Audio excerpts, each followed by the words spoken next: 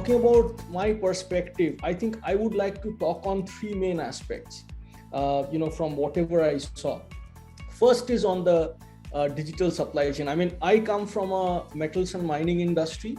We are the mining industry of the Aditya Birla group. So here, the first thing is on the digital supply chain. In the mining space, how the material is reaching the customer, that is very important. In our terms, we say mines to port optimization and digitization and optimization. So that supply chain part, the outbound supply chain, is very critical. And why it is critical is because there is an element of road through trucks, rail, sea, and it involves an integration. And there are challenges, from a technical perspective, there are challenges in different legs. For example, when the material is moving inside the mine or nearby on road, we employ GPS kind of a technology. But when it goes beyond that, there are other technologies that we employ. So turnaround time is very important. If I can tell the customer this is when the material is going to reach, that is absolutely gold to the customer's ears. And that is very important. Even a lot of the movement happens on rails, and when the rail rake is going to come and pick up the material, and when it is going to drop it at the customer's nearest railway siding, that is also very important. And over the years, with predictive technologies, we have developed certain applications where we try to predict some of the things. So all these things have become very common now in the mining space. I mean, we are talking about GPS, we are talking of AI, ML, we are talking lot of data, and data is giving us a lot of insights. QR code, for example, a very simple looking technology. I mean, today on the roadside, you want to have some coconut water, the coconut vendor will have a QR code, and that's where we scan and we can pay if you don't have a little bit of change. So that same technology we use in our big B2B sales as well. We for example through TPs, we integrate that leg of the delivery chain. So overall, this entire digital supply chain is an area where there is a lot of work happening, a lot of changes happening. I mean, what was not there maybe 5 years ago is a norm today. That's where we stand. That is one front. Second front I want to talk about is digital operations.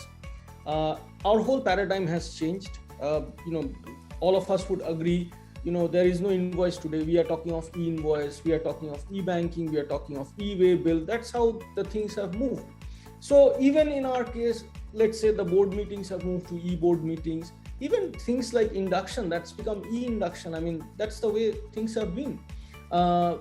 Today in our organization, for example, even from a employee health and wellness perspective, we keep a track of all the vaccination records and all that. Also, these kind of records are also, nothing is manual, it's read by a bot. And then the bot will go and update on the master data that this is where we stand. So, like invoices being read by RPA. Similarly on that, when an employee comes in, there is a facial recognition. And even from a COVID protocol, it will check whether the employee is wearing a mask or if the temperature of the employee, body temperature of the employee is perfect or not. So there is a lot that's happening on the digital operations. If I talk a little bit specific to our mining space, for example, stockpile measurements. Still in some places you will see, people carrying long yardsticks and ropes and all in measuring.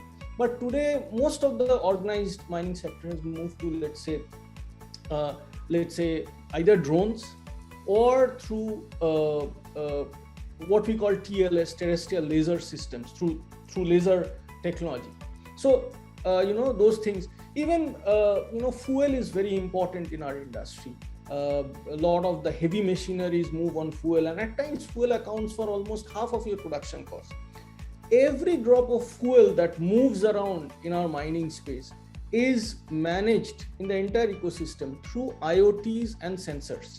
So we know from from where to where, from the time a tanker comes and decants, from there to where it's going to, which vehicle, which device, and which is going to do some in-flight refueling. The entire thing is managed through sensor-based and IoT kind of a system. So that is how, the digital operations part has moved. That's what we are doing on Industry 4.0. There's a very big push on EHS in recent times, I would say. Sustainability, another area that's a lot of attention it's getting. So that's on the second front. Third, on the IT operations security, I would, just like Shubhamay, I would like to talk about cloud, because that's really something that's big. The expectation that our internal customers have from us is very simply put, anything, anywhere, anytime. I mean, somebody is traveling and needs all the files, all the data, all the information, he or she should be having it. And all that the person should be needing is a authorized device and a network connectivity. That's it. It's not that I'm sitting in office and I will have a desktop where I will open the desktop and I will be able to have it.